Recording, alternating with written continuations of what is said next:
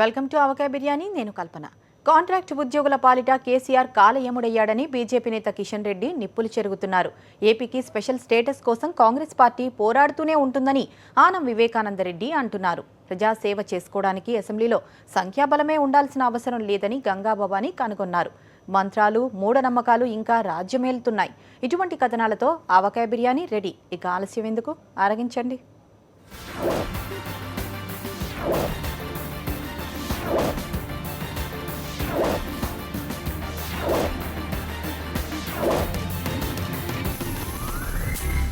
కాంగ్రెస్ పార్టీని సీమాంధ్ర ఓటర్లు 2014 ఎన్నికల్లో చావు దెబ్బతీసిన విషాదాన్ని ఆ పార్టీ నేత ఆనం వివేకానందరెడ్డి మర్చిపోలేకపోతున్నారు. ప్రజల ఆకాంక్షలు తీర్చకుంటే అధికార తెలుగుదేశంతో పాటు ప్రతిపక్షానికి కాంగ్రెస్కు పట్టిన గతే పడుతుందని ఆయన శాపనార్థాలు పెట్టేస్తున్నారు. అరే నమస్తే వివేకన్న, ఏం జోకులేనికి వచ్చినవే? మీ చంద్రబాబు ఎట్లున్నాడు, ఏం కథ? చంద్రబాబు గారు ఇకనైనా పోరాటానికి దిగవలసిన అవసరం ఈ రోజు వచ్చింది. దేనికన్నా పోరాటము? గాయనగా క్యాపిటల్ తలనొప్పితోని పరిశాన్ అవుతుంటే నువ్వేందో పోరాటం అంటావు. గాయన ఒక్కడే పోరాటం చేయాలని అయ్యింది. రాష్ట్ర స్పెషల్ స్టేటస్ గురించి ఖచ్చితంగా పోరాటం జరపవలసినటువంటి బాధ్యత అన్ని పార్టీల మీద, ప్రజలందరి మీద ఉంది. వారిని స్పెషల్ స్టేటస్ లో మంచిగా చెప్పినవు, మరి అందరు రెడీ కావాలి కదనే. మరి మీ కాంగ్రెస్ సంగతి ఏంది? మీరేమో గుర్రు పెట్టి నిద్రపోతారు, మేలుకొచ్చినప్పుడు అందరిని ఆడిపోసుకుంటారు. దానికి మేము సంసిద్ధమవుతున్నాం. వివిధ రకాల నిరసనలతో ఈ కార్యక్రమాన్ని చేపడతాం. గట్లన్నావు, మంచిగుంది, చేయండి. మీరు కూడా ఆందోళన చేయాలి. అయినా బీజేపీని అడిగితే అయిపోతుంది కానీ.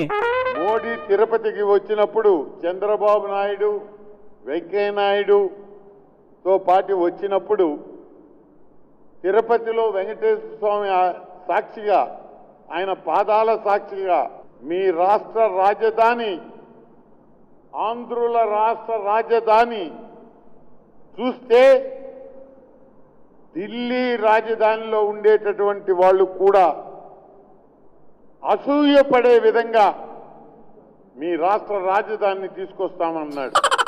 అవునా, మోడీ సాబ్ మస్త్ అన్నాడు, గాయన అన్నది చేస్తాడు, నువ్వేం పరిశాన్ కాకు. కానీ ఈ రోజు వరకు కూడా ఒక్క పైసా ఇవ్వాల. ఒక్క పైసా 2 పైసలతో ఏమైతుందన్నా? నువ్వు మంచిగున్నావు. ఆయన టీడీపీ బీజేపీలు దోస్తులే కదా, వాళ్ళిద్దరికి ఏదైనా సలహా ఉంటే ఇర్రనా? వాళ్ళిద్దరి మధ్యన ఉండేటటువంటి పరిస్థితులు ఏమిటో ఎవరికి తెలియదు. కానీ తెలుగుదేశంతో కేంద్ర ప్రభుత్వం సరిగ్గా లేదనే మాట వాస్తవం. అవునా, చూడనీకి ఏం తెలియని ఎర్రని లెక్క కనిపిస్తావు గాని నువ్వు జీనియస్ అన్నా. 2 పార్టీల నడిమిట్ల గంతలు నడుస్తుందా? మరి చంద్రబాబు ఏం చేస్తున్నా? అయితే తన మంత్రుల్ని ఉపయోగించుకొని తనకు అవసరమైనటువంటి జీవోలను మాత్రం తీసుకొస్తున్నారు చంద్రబాబు గారు. గట్ల చెప్పన్నా, మా చంద్రబాబు అంటేనే గంత. ఆయన ఏ పని చేసినా ఇట్టే చేస్తాడు. మొన్నటికి మొన్న ల్యాండ్ అక్విజిషన్ బిల్ ఏందనా గట్ల పరిశాన్ అవుతావు? సరిగ్గా చెప్పరాదు, నోరు తిరుగుతలేదు అయ్యింది. ఆ ల్యాండ్ అక్విజిషన్ బిల్లు మాత్రం ఒక్క చంద్రబాబు నాయుడికే కావాలి. చంద్రబాబుకి ఎందుకన్నా? గంతగానం గాయన ఏం చేసుకుంటాడు గా బిల్లుతోని? ఎందుకంటే ఆయన రియల్ ఎస్టేట్ వ్యాపారానికి. అరే గాయన ఉన్న పనులతోనే పరిశాన్ అవుతుంటే రియల్ ఎస్టేట్ దందా కూడానా? మంచిగుందన్నా. చంద్రబాబు ఢిల్లీకి పోతే చాలన్నా, పనులన్నీ ఇట్టే అయిపోతాయి. అవు కదన్నా? ఆ ల్యాండ్ అక్విజిషన్ బిల్ అయితే మాత్రం పాస్ చేయించుకోగలిగాడు. ఎమ్మెల్సీల కొదవ లేకుండా అవైతే పాస్ చేయించుకోగలిగాడు. కానీ స్పెషల్ స్టేటస్ మాత్రం ఎటువంటి ప్రెజర్ ఇవ్వకుండా ఆడ చేతులు కట్టుకొని ధన్యవాదాలు చెప్పి ఆ రెండింటికి ఇక్కడికొచ్చి చొక్కా మడుస్తున్నాడు పైకి. వారిని అందుక చంద్రబాబు చొక్కా మడిచేది. మరి సెంట్రల్ సర్కార్ మీద కూడా బాగానే వదులుతున్నాడు కదన్నా. అన్యాయం, అక్రమం అని తెలుగులో, హిందీలో ఆయన ఎట్టా చదవడు కదా. ఢిల్లీలో ఉన్నప్పుడేమో ధన్యవాదాలు చెప్పాడు. ల్యాండ్ అక్విజిషన్ బిల్లుకి, ఎమ్మెల్సీల ఇంక్రీజ్కి ధన్యవాదాలు చెప్పొచ్చాడు. ఇక్కడికి వచ్చి స్పెషల్ స్టేటస్ మనకి ఇవ్వలేదని చెప్పి చొక్కాలు మారుస్తాడు. అచ్చా, గట్ల చేస్తాడా? ఇక్కడనేమో తెలుగులో వదులుతాడు, అక్కడనేమో ఇంగ్లీష్లో ధన్యవాదాలు చెప్తున్నాడు అన్నమాట. మరి గట్లయితే చంద్రబాబు ఏం చేయాలంటావు? ప్రజలు నమ్మి ఓటేశారు, ఆ నమ్మకాన్ని పోగొట్టుకోవాకండి. అదర్వైజ్ అధికార పక్షంగా మీకు, ప్రతిపక్షంలో ఉండేటటువంటి వైఎస్ఆర్ కాంగ్రెస్ పార్టీకి ఇద్దరికి కూడా గత ఎన్నికల్లో మాకు వేసిన శిక్ష మీకు వేస్తారు. అవునా? మీ కాంగ్రెస్ వాళ్ళని చూస్తే జాలేస్తుంది. సూదులకు లేకుండా వేసిరా ఆంధ్ర ఓటాలరు. అది సరే గాని ఏపీ స్టేట్ పరిస్థితి ఏందన్నా? వీళ్ళు చేసిన దుర్మార్గాల వల్ల, వీళ్ళ లోపాయికారి ఒప్పందాల వల్ల ఈ రాష్ట్రం బలైపోతుంది, రాష్ట్ర ప్రజలు బలైపోతున్నారు అని చెప్పక తప్పదు. వారిని నువ్వు మస్తు యాక్టింగ్ చేస్తావన్నా. అసలు ఆంధ్ర రాష్ట్రం నాశనమైందే కాంగ్రెస్ తోని. గా కాంగ్రెస్ లోనే వండుకుంటా అందరినీ తిట్టిపోస్తావు. సర్లే అన్నా, ఉంటా మరి. మస్తు నవ్వుపించినావు పో. ప్రజల కోసం కాంగ్రెస్ పార్టీ ఎంతగా గొంతు చించుకుంటున్నా మీడియా వాళ్లు బొత్తిగా పట్టించుకోవడం లేదని కాంగ్రెస్ మహిళా నాయకురాలు గంగా భవానీ ఆందోళన వ్యక్తం చేస్తున్నారు. ఈ బాధ తనది మాత్రమే కాదని, ఏపీలో హోల్ కాంగ్రెస్ లీడర్లంతా ఇదే అభిప్రాయంతో ఉన్నారని ఆమె అంటున్నారు. తాము చేపట్టిన యజ్ఞానికి మీడియా మద్దతు ఇవ్వాల్సిందేనన్న గంగా భవానీ మీడియా సపోర్ట్ చేస్తుందని ధీమా వ్యక్తం చేశారు. ఏమండి గంగా భవాని గారు, ఏం చేస్తున్నారండి బాబు? ఈ మధ్యకాలంలో కనిపించడమే లేదు తవరు. మేము ఒక యజ్ఞం చేస్తున్నాము. సీమాంధ్రకి 13 రాష్ట్రాలకి ఇచ్చిన హామీలు నెరవేర్చట్లేదు కేంద్ర ప్రభుత్వం. కేంద్ర ప్రభుత్వం తోటి ఎన్నికల ఎలియన్స్ పెట్టుకున్న అధికార పార్టీ రాష్ట్రంలో కూడా వాళ్ళు విఫలమైతే ఎందుకు విఫలం అయ్యారని నిలదీయట్లేదు. ఏటి యజ్ఞం చేస్తున్నారా? అందుకే కనపడడం లేదా? యాద పండితులను పెట్టుకుని యజ్ఞం బాగా చెయ్యండి అమ్మా. కాంగ్రెస్ పార్టీకి మీకు కూడా మంచిది. అది అలా ఉంచండి. కానీ రూలింగ్లో టీడీపీ ఉంది కదా, అది సరిగ్గా పనిచేయడం లేదంటారా ఏటి?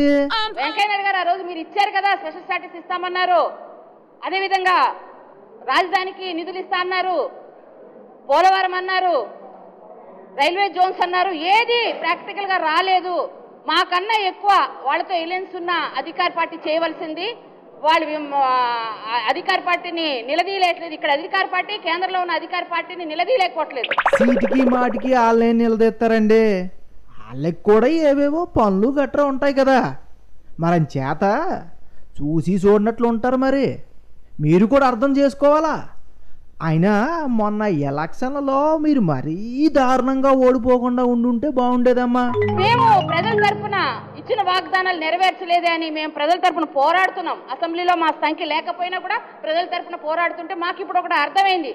ప్రజల సమస్యల పోరాటానికి అసెంబ్లీ సంఖ్య ఉండవలసిన అవసరం లేదని మాకు అర్థమైంది. మా ప్రయత్నం మేము తీవ్రంగా చేస్తున్నాము. అంటే ఇక అసెంబ్లీలో మీ పార్టీ సభ్యులు లేకపోయినా పర్వాలేదని డిసైడ్ అయిపోయారనమాట.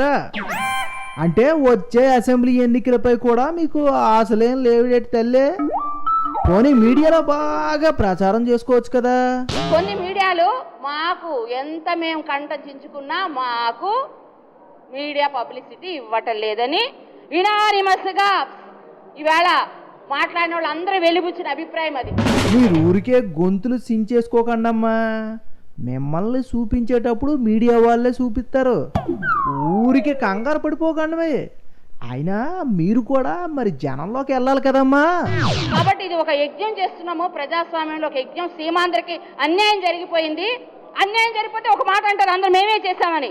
నిన్ననే మహబూబ్ నగర్ లో చంద్రబాబు నాయుడు గారు తెలంగాణకి మొట్టమొదటి వ్యక్తి నేనే తెలంగాణ రావడానికి కారణం అని చెప్పిన వాయిస్ రికార్డు కూడా ఉంది మాకు. అంటే సీమాంధ్రను మేము ఒక్కలమే ముంచలేదు, చంద్రబాబు కూడా ముంచాడు అని అంటారన్నమాట. బాగుందండి మీ వరస.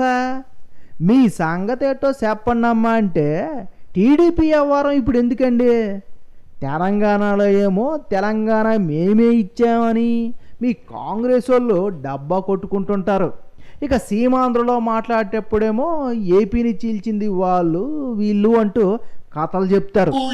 తెలుసు, మేమేం చెప్పక్కర్లేదు. ఎలక్ట్రానిక్ మీడియా పుణ్యమా అంట, అన్నీ ఉన్నాయి క్లిప్పింగ్స్ అన్ని. మోడీ గారు ఏం చెప్పారో మీకు తెలుసు.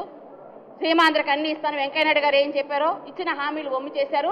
మేము ప్రజల తరఫున పోరాడుతున్నాము. మేము ఒక మంచి యజ్ఞం చేస్తున్నాము. ఆ యజ్ఞానికి మీ సహకారం కావాలని కోరుకుంటున్నాను మనస్ఫూర్తిగా. మీరు ఇస్తారు, ఇవాళ కాతే రేపు కాతే ఎల్లుండ తప్పకుండా ఇస్తారు. ఏంటండి మీడియా వాళ్ళని అలా హిప్నటైజ్ చేస్తారేంటి? పాపం వాళ్ళు అందరినీ చూపిస్తూనే ఉంటారండి బాబు.